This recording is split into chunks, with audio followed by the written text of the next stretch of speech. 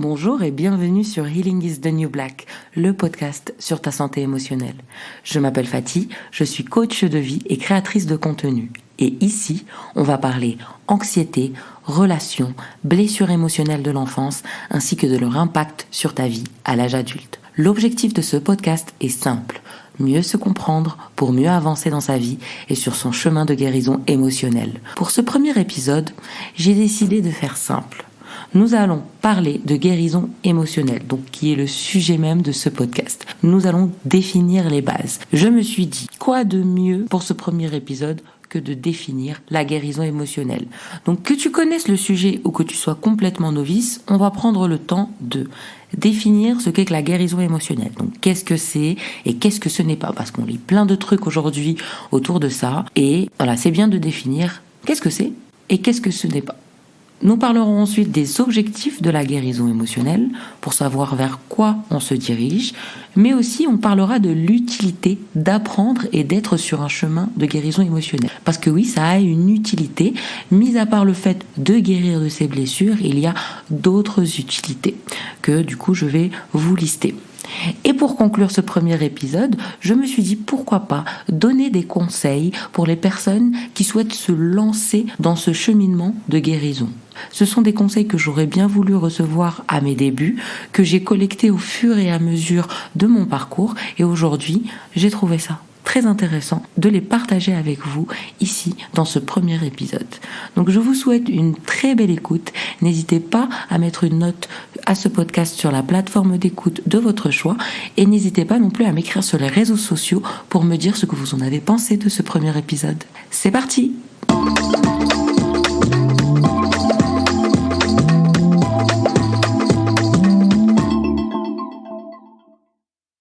Définissons les bases. La guérison émotionnelle. Dans guérison émotionnelle, il y a guérison, qui vient de guérir.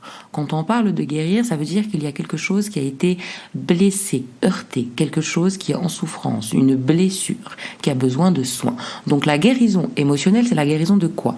C'est le fait de guérir et de soigner les blessures émotionnelles de l'enfance et qui ont encore un impact handicapant dans notre vie d'adulte actuelle. Pour guérir ces blessures, il faut, selon moi, 3 choses. La première, en prendre conscience. La deuxième, les analyser. Et la troisième, trouver les moyens adéquats pour chacun pour s'en défaire. Car toutes les formes de thérapie ne sont pas bonnes pour tout le monde. Toutes les formes de thérapie ne sont pas bonnes à n'importe quel moment de notre parcours. Donc à chaque fois, il y a des moyens adéquats qu'il s'agirait de découvrir afin de pouvoir se défaire de ces blessures. Donc, comme je l'ai dit, selon moi, il y a 3 axes principaux pour guérir ces blessures émotionnelles. Il faut en prendre conscience, les analyser et trouver les moyens adéquats pour toi, pour t'en défaire. Donc, je vais développer un petit peu ces 3 points que je viens de citer. Donc, parce que c'est facile de dire en prendre conscience, ça veut tout dire et rien dire. Donc prenons le temps de creuser un petit peu chacun de ces 3 axes. C'est parti. Donc pour guérir ces blessures émotionnelles, premier axe, il faut en prendre conscience. Pour en prendre conscience, il faut apprendre à les remarquer quand elles s'expriment. Tout d'abord, il s'agit de les voir passer, de les remarquer. Donc apprendre à remarquer les manifestations de ces blessures. Donc apprendre à remarquer ces blessures quand elles s'expriment dans la vie de tous les jours, dans les relations de couple, les relations professionnelles, dans les relations de la vie de tous les jours, dans des situations propres à nous. Donc c'est intéressant de les remarquer, tout d'abord, dans un premier temps. Puis, il faut apprendre à les observer sans y réagir, sans jugement et avec bienveillance. Donc les observer, c'est les observer passer. Le but n'est pas de les changer, le but n'est pas de les analyser, le but c'est de les observer. C'est d'observer quelles sont les manifestations de ces blessures à l'intérieur de nous comme à l'extérieur, donc à l'intérieur dans nos ressentis et à l'extérieur, donc ce qui se passe dans notre vie de difficile à gérer. Et dans un troisième temps, pour prendre conscience de ces blessures émotionnelles, moi, je recommanderais de se renseigner par soi-même sur ces différentes blessures.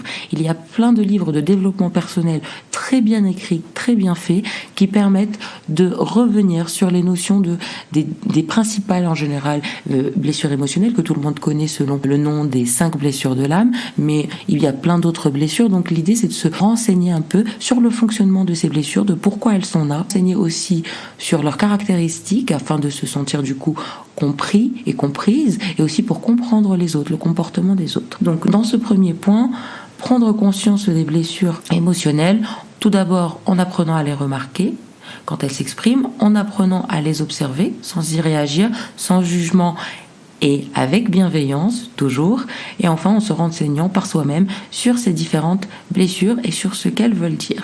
Le deuxième point pour guérir ces blessures émotionnelles, c'est les analyser. Dans un premier temps, par toi-même, en faisant des exercices de journaling que tu peux trouver sur internet très facilement, en les mettant par écrit, en mettant ces blessures par écrit, en écrivant sur ces sujets-là, sur ce qui te touche en général, c'est très salvateur.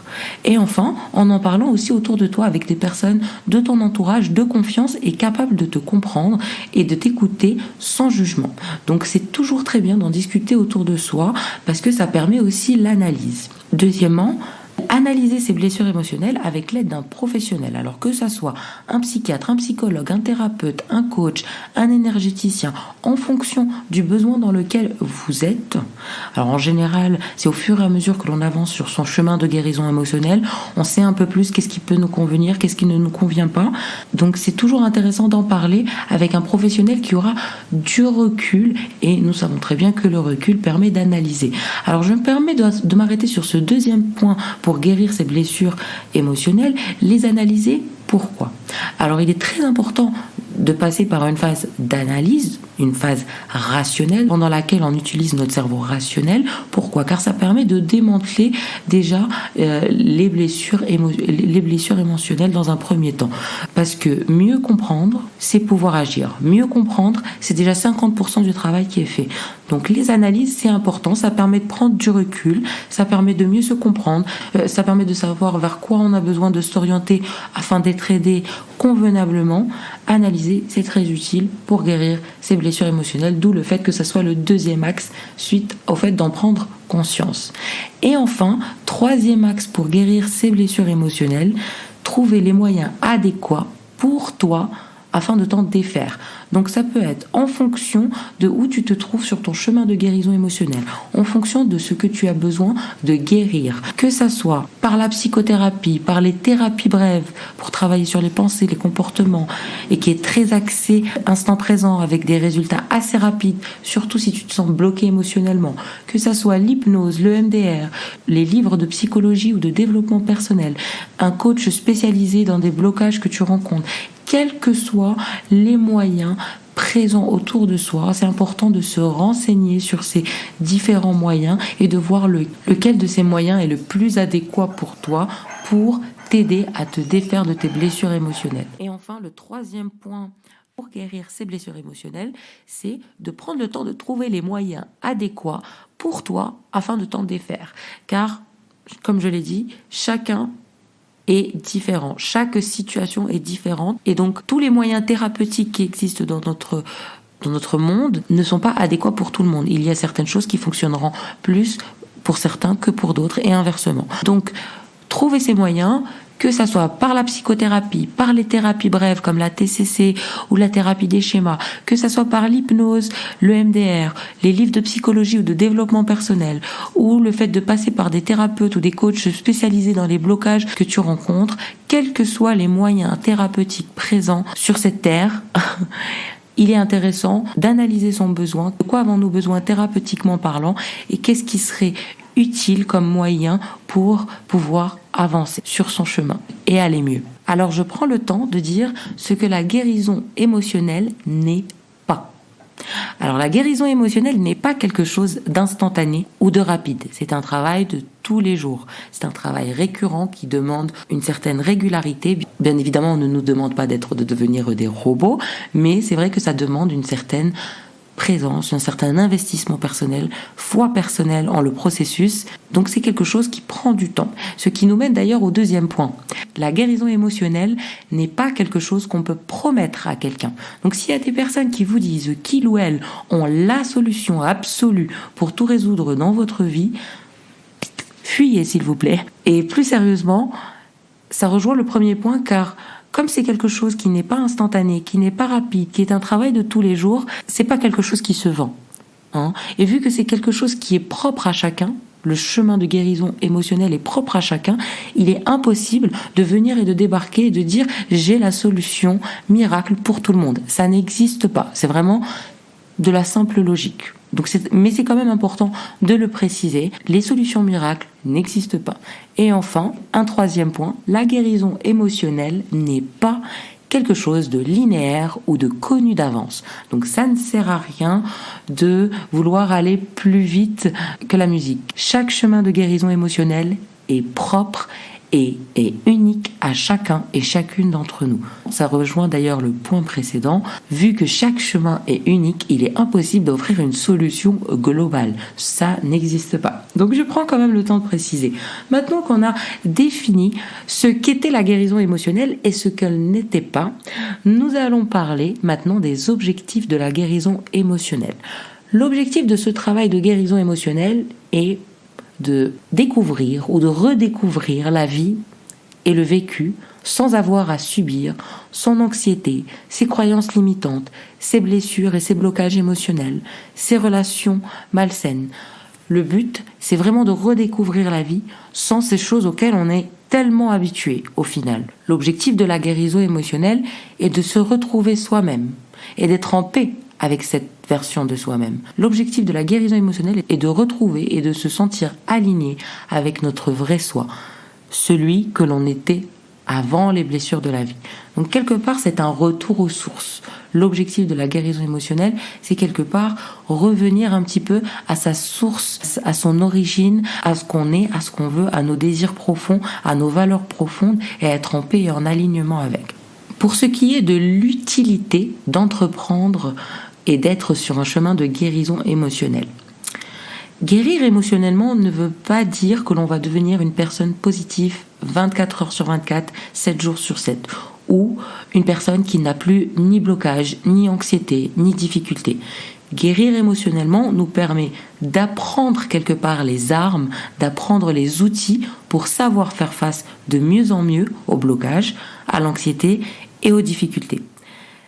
La guérison émotionnelle est utile car, dans un premier temps, elle permet de prendre des décisions éclairées, qui sont alors basées sur nos désirs profonds plutôt que sur nos peurs et sur nos blessures inconscientes. En d'autres termes, la guérison émotionnelle permet de prendre des décisions en conscience, c'est-à-dire que nous sommes aux commandes, nos valeurs profondes, nos désirs profonds sont aux commandes et nous prenons du coup des décisions basées sur ça et non plus sur nos blessures émotionnelles de l'enfance.